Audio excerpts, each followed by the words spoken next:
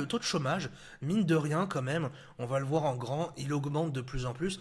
Et ça, c'est pas forcément très positif. Parce que à chaque fois, justement, quand il y a un crash, que ça soit sur la période de 2000, que ça soit sur la période de 2008, juste avant, qu'est-ce qui était donné sur les marchés? C'était une hausse du taux de chômage.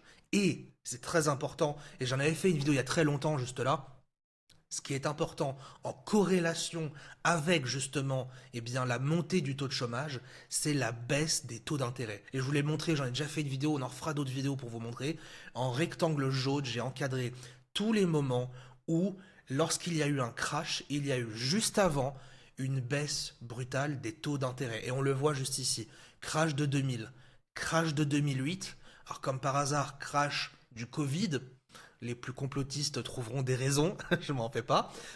Mais là, on est en plein dedans. Regardez, si on met ça juste là, on est en plein dedans. On est en train de vraiment baisser les taux, ce qui était justement le but pour relancer l'économie.